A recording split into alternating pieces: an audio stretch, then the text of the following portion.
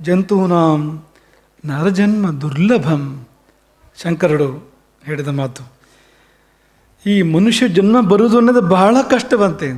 ಈ ಜನ್ಮ ಬರಬೇಕಾದ್ರೆ 84 ಲಕ್ಷ ಜೀವ ಪ್ರಭೇದಗಳು, ಆ ಎಲ್ಲ ಜನ್ಮಗಳನ್ನು ತಾಳಿ ಮತ್ತೆ ಇಲ್ಲಿ ಬರಬೇಕು ಅಂತ ಎಷ್ಟು ಕಾಲ ಕಳೀಬೋದು.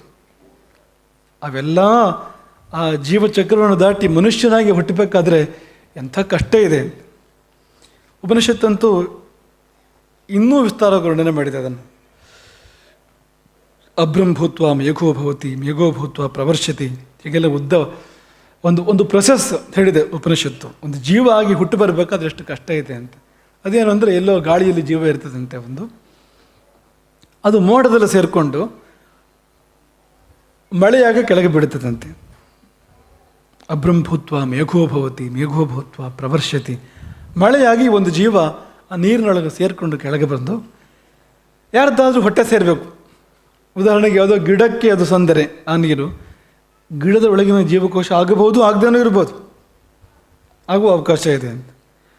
ಹಾಗೆ ಜೀವಕೋಶವಾಗಿ ಅದೊಂದು ಹಣ್ಣು ತರಕಾರಿಯೋ ಆದರೆ ಅದನ್ನು ತಿನ್ನುವವರು ಹೊಟ್ಟೆಗೆ ಹೋಗ್ತದೆ. ಆಮೇಲೆ ಈ ಮನುಷ್ಯರು ತಿಂದರೆ, ಒಂದು ವೇಳೆ ಮನುಷ್ಯರು ತಿನ್ನಬೇಕು ಅಂತೇನಿಲ್ಲ, ಮನುಷ್ಯರು ತಿಂದರೆ ಮನುಷ್ಯರ ಹೊಟ್ಟೆಗೆ ಹೋಗ್ಬೋದು. ಮನುಷ್ಯರ ಹೊಟ್ಟೆಗೆ ಹೋದ್ಮೇಲೆ ಅದು ಹಾಗೆ ಹೊರಗೂ ಹೋಗ್ಬೋದು, ಇಲ್ಲ ನಮ್ಮ ದೇಹದ ಧಾತುವಾಗಿ ಪರಿಣಮಿಸ್ಬೋದು. ರಸವೋ, ರಕ್ತವೋ, ಮಾಂಸವೋ ಇದೆಲ್ಲ ಆಗ್ಬೋದು. ಇದೆಲ್ಲ ದಾಟಿ ಮತ್ತೆ ಜೀವ ತಾಳಬಲ್ಲ ಧಾತುವಾಗಿ ಮಾರ್ಪಟ್ಟು ತಾಯಿ ಗರ್ಭ ಪ್ರವೇಶ ಮಾಡಬೇಕು. ಕೋಟ್ಯನು ಕೋಟಿ ಆ ಜೀವಾಣುಗಳ ಪೈಕಿಯಲ್ಲಿ ಇದಕ್ಕೊಂದು ಅವಕಾಶ ಸಿಗಬೇಕು, ಗರ್ಭವನ್ನು ಸೇರ್ತಕ್ಕಂಥ ಅವಕಾಶ ಸಿಗಬೇಕು, ಅದು ಮಗುವಾಗಿ ಹುಟ್ಟಬೇಕು, ಆಗ ಮನುಷ್ಯ ಅಂತ ಆಗುವಂಥದ್ದು. ಇಲ್ಲಿ ಮನುಷ್ಯನಾಗಲಿಕ್ಕೆ ಸಾಧ್ಯತೆ ಎಷ್ಟಿದೆಯೋ ಆಗದಿರುವ ಸಾಧ್ಯತೆ ಅನಂತ, ಅಷ್ಟೆಲ್ಲ ಸಾಧ್ಯತೆಗಳಿದ್ದಾವೆ. ನಾವು ಮಾನವ ಜನ್ಮ ತಾಳಿ ಹುಟ್ಟಿದ್ದೇವೆ ಅಂತಂದರೆ ಅದು ಸಣ್ಣ ಪುಟ್ಟ ಒಂದು ಪುಣ್ಯದ ಫಲವಾಗಿ ಅಲ್ಲ, ಅತ್ಯದ್ಭುತವಾಗಿರ್ತಕ್ಕಂಥ ಹಿಮಾಲಯದಂಥ ಪುಣ್ಯದ ರಾಶಿಯ ಫಲವಾಗಿ ನಮಗೆ ಈ ಜನ್ಮ ಬಂದಿರತಕ್ಕಂಥದ್ದು. ದೇವರು ಎಷ್ಟೆಲ್ಲ ಕೊಟ್ಟಿದ್ದಾನೆ. ನಿಲ್ಲಲಿಕ್ಕೆ ನೆಲ ಕೊಟ್ಟಿದ್ದಾನೆ, ಉಸಿರಾಡಲಿಕ್ಕೆ ಒಳ್ಳೆಯ ಗಾಳಿಯನ್ನು ಕೊಟ್ಟಿದ್ದಾನೆ. ನಾವು ಕೆಡಿಸ್ತೇವೆ, ಹಾಳು ಮಾಡ್ತೇವೆ ಆ ಗಾಳಿಯನ್ನು. ಕುಡಿಯಲಿಕ್ಕೆ ಅಮೃತ ತುಲ್ಯವಾಗಿರ್ತಕ್ಕಂಥ ನೀರು ಬೇರೆ ಗ್ರಹಗಳಲ್ಲಿ ಇಲ್ಲ, ಭೂಮಿಯಲ್ಲಿ ಮಾತ್ರ ಇದೆ. ಮಂಗಳ ಗ್ರಹದಲ್ಲಿಲ್ಲ, ಶುಕ್ರ ಗ್ರಹದಲ್ಲಿಲ್ಲ, ಇನ್ಯಾವುದೋ ಗ್ರಹದಲ್ಲಿಲ್ಲ, ನಮ್ಮಲ್ಲಿ ಮಾತ್ರ ಇರ್ತಕ್ಕಂಥದ್ದು ಒಂದು.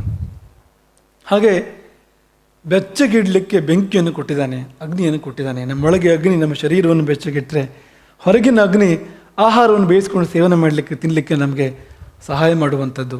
ಇಲ್ಲಿಂದ ಆರಂಭ ಮಾಡಿ ನಮಗೆ ಕುಟುಂಬ, ಪರಿವಾರ, ಮನೆ, ಬಂಧು ಬಳಗ, ಸ್ನೇಹಿತರು, ಎಷ್ಟೋ ಪ್ರಕಾರದ ಸುಖಗಳು, ಎಷ್ಟೋ ಪ್ರಕಾರದ ಒಡನಾಡಿಗಳು, ಆ ಪಾಸಿಟಿವ್ಸ್, ಆ ಒಳ್ಳೆಯದನ್ನು ನೋಡ್ತಾ ಹೋದರೆ ಎಷ್ಟಿದೆ ಜೀವನದಲ್ಲಿ. ಬೆಟ್ಟದಷ್ಟಿದೆ, ಕೆಟ್ಟದಷ್ಟಿದೆ ಅಂದರೆ ಬೆಟ್ಟಿನಷ್ಟಿದೆ, ಸ್ವಲ್ಪವೇ ಇರ್ತಕ್ಕಂಥದ್ದು. ನಾವ್ಯಾಕೆ ಸಕಾರಾತ್ಮಕವಾಗಿ ಚಿಂತನೆ ಮಾಡೋದಿಲ್ಲ? ಯಾಕೆ ನಾವು ನಕಾರಾತ್ಮಕ ಚಿಂತನೆ ಮಾಡ್ತೇವೆ? ಯಾಕೆ ನಮಗೆ ಕೆಟ್ಟದ್ದೇ ಕಾಣಬೇಕು? ಈಗ ನಮ್ಮ ಜೊತೆಯಲ್ಲಿ ಇರ್ತಕ್ಕಂಥವ್ರು ಇರ್ತಾರೆ. ಒಂದು ಮನೆ ಒಳಗಾದರೆ ಹೆಂಡತಿ, ಮಕ್ಕಳು, ಅಣ್ಣ, ತಮ್ಮ, ತಂದೆ, ತಾಯಿ ಇರ್ಬೋದು.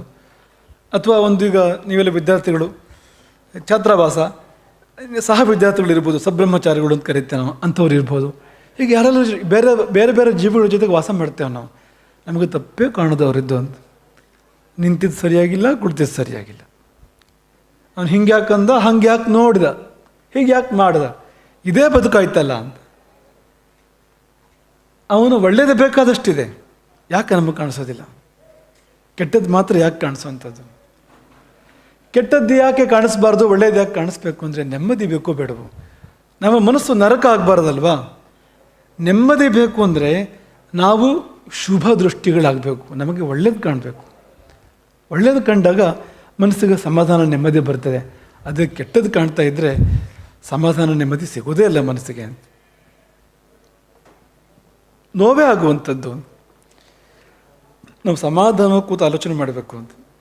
ಈಗ ಯಾವುದಾದ್ರೂ ಒಂದು ವ್ಯಕ್ತಿಯೋ ವಿಷಯವೋ ಹೇಗೆ ತಪ್ಪು ಎಂದು ಚಿಂತನೆ ಮಾಡೋದಕ್ಕಿಂತ ಮೊದಲು ಅದು ಹೇಗೆ ಸರಿ ಅಂತ ಚಿಂತನೆ ಮಾಡಬೇಕು ಅಂತ. ಅದು ಯಾಕೆ ಸರಿ, ಹೇಗೆ ಸರಿ ಅಂತ ನಾವು ಅದನ್ನು ಮಾಡೋದಿಲ್ಲ. ಹಾಗಾಗಿ ಈ ಜಗತ್ತೆಲ್ಲ ನಮಗೆ ಕೆಡುಕಾಗಿ ಕಾಣ್ತದೆ. ದೇವರ ಮೇಲೂ ಸಿಟ್ಟು ಬರ್ತದೆ ನಮಗೆ. ಕೊನೆಯಲ್ಲಿ ದೇವರನ್ನು ಕೂಡ ಶಪಿಸ್ತೇವೆ. ಎಲ್ಲ ಕೊಟ್ಟ ದೇವರಿಗೆ, ಎಲ್ಲವನ್ನೂ ಕೊಟ್ಟ ದೇವರಿಗೆ ನಾವು ಶಾಪ ಹಾಕ್ತೇವೆ. ಕರ್ಮ ಅಂತ ಒಂದು ಶಬ್ದ ಇದೆ. ಅದು ಸಂಸ್ಕೃತ ಶಬ್ದ ಕರ್ಮ ಅಂತ, ಕನ್ನಡದಲ್ಲಿ ಕರ್ಮ ಅಂತ ಆಗಿಬಿಟ್ಟಿದೆ. ಅದು ಅಂದರೆ ಏನಾದರೂ ನಮಗೆ ಬೇಕಾದಾಗ ಆಗದೇ ಇದ್ದರೆ ಕೂಡಲೇ ಆ ಶಬ್ದ ಬರ್ತದೆ ಅಂತ. ಅದಕ್ಕೆ ಒಳ್ಳೆ ಅರ್ಥ ಇದೆ. ಅದೇನು ಅಂದರೆ ನಮಗೆ ಏನು ತೊಂದರೆ ಆಯಿತೋ ಅದು ನಾವು ಹಿಂದೆ ಮಾಡಿದ ಕರ್ಮದ ಫಲ. ಅದು ಬೇರೆ ಯಾರೂ ಕಾರಣ ಅಲ್ಲ, ಅದಕ್ಕೆ ದೇವರೂ ಕಾರಣ ಅಲ್ಲ, ಜೀವಗಳೂ ಕಾರಣ ಅಲ್ಲ. ನಮಗೇನು ತೊಂದರೆ ಆಯಿತೋ ನಮ್ಮದೇ ಸಂಪಾದನೆ ಅದು. ಆಗ ನಮಗೆ ಬೇರೆ ಯಾರು ಯಾಕೆ ಬೇರೆ ರೀತಿ ಕಾಣಬೇಕು? ಕಾಣಬಾರ್ದು. ಮಹಾಭಾರತದ 2 ಪಾತ್ರಗಳು, ಒಂದು ಧರ್ಮರಾಜ, ಇನ್ನೊಂದು ದುರ್ಯೋಧನ. 2 ಪಾತ್ರಗಳು. ಪಾಂಡವ ಪಕ್ಷದ ನಾಯಕ ಧರ್ಮರಾಜ, ಕೌರವ ಪಕ್ಷದ ನಾಯಕ ದುರ್ಯೋಧನ.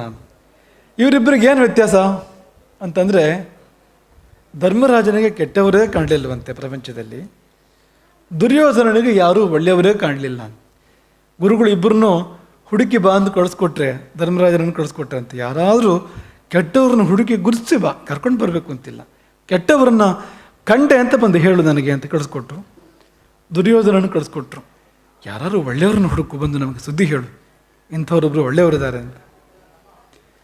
ಎಲ್ಲಿ ಹುಡುಕಿದ್ರು ಧರ್ಮರಾಜನಿಗೆ ಕೆಟ್ಟವರು ಕಾಣಲಿಲ್ಲ. ಎಲ್ಲರೂ ಒಳ್ಳೆಯವರೇ. ಏನೋ ಒಂದು ವಿಷಯ ಆಗಿರ್ಬೋದು, ಹೀಗಿರ್ಬೋದು, ಅದಕ್ಕೇನು ಕಾರಣ ಇದೆ, ಪಾಪ ಅವ್ರದ್ದೇನು ತಪ್ಪಲ್ಲ ಅನ್ನೋ ಹಾಗೆ ಅವನಿಗೆ ಅನ್ನಿಸ್ತಾ ಇತ್ತು ಅಂತ. ಬಂದು ಹೇಳಿದಂತೆ, ಗುರುಗಳೇ ಸೋತೆ, ನನಗೆ ಯಾರೂ ಕೆಟ್ಟವರು ಕಾಣಲಿಲ್ಲ, ಎಲ್ಲ ಒಳ್ಳೆಯವರೇ ಇದ್ದಾರೆ ಅಂದೆ. ಮತ್ತು ಒಂದು ಸ್ವಲ್ಪ ಹೊತ್ಬಿಟ್ಟು ದುರ್ಯೋಧನ ಬಂದಂತೆ, ಒಳ್ಳೆಯವರು ಯಾರೂ ಈ ಜಗತ್ತಲ್ಲಿಲ್ಲ, ಎಲ್ಲ ಕೆಟ್ಟವರು, ಒಬ್ಬರೇ ಒಳ್ಳೆಯವರಿಲ್ಲ. ನಿಮ್ಮ ಸಹಿತವಾಗಿ ಅಂದರೆ ಗುರುಗಳ ಸಹಿತವಾಗಿ ಯಾರೂ ಒಳ್ಳೆಯವರಿಲ್ಲ. ಗುರುಗಳಿಗೂ ಒಳ್ಳೆ ಮಾತನ್ನು ಹೇಳಲಿಲ್ಲ ದುರ್ಯೋಧನ. ಕೊನೆಯವರೆಗೂ ಗುರುಗಳನ್ನು ನಿಂದೆ ಮಾಡಿಯೇ ಕಾಲ ಕಳೆದಿದ್ದು ಹೊರತು, ಯುದ್ಧ ಮಧ್ಯದಲ್ಲಿ ಇನ್ನೇನು ಜೀವ ಈಗ ಹೋಗ್ತದೋ ಆಗ ಹೋಗ್ತದೋ ಎನ್ನುವ ಸಂದರ್ಭದಲ್ಲೂ ಕೂಡ ಅವನು ತನ್ನವರನ್ನೇ ನಿಂದೆ ಮಾಡ್ತಾ ಇದ್ದ ಅಂತ. ದ್ರೋಣರನ್ನು, ಭೀಷ್ಮರನ್ನು, ಕೃಪರನ್ನು, ಅಶ್ವತ್ಥಾಮನನ್ನು ನಿಂದೆ ಮಾಡಿದ ಹಾಗೂ ಇದ್ದೇ ಇದೆ. ಸಂದರ್ಭಗಳಲ್ಲಿ ಕರ್ಣನನ್ನು ಕೂಡ ನಿಂದೆ ಮಾಡಿದಾನೆ ಅವನು, ಶಕುನಿಯನ್ನು ಕೂಡ ನಿಂದೆ ಮಾಡಿದ್ದಾನೆ. ಯಾಕೆಂದರೆ ಆ ದೃಷ್ಟಿ ಅಂಥದ್ದು ಅಂತ, ಅದು ಕೇಡು ದೃಷ್ಟಿ, ಅದು ಅದಕ್ಕೆ ಒಳ್ಳೆಯದು ಕಾಣಿಸೋದಿಲ್ಲ ಅಂತ. ನಾವು ಇದನ್ನು ನೆನಪು ಮಾಡ್ಕೊಡ್ತಾ ಇರ್ತೇವೆ ಯಾವಾಗಲೂ.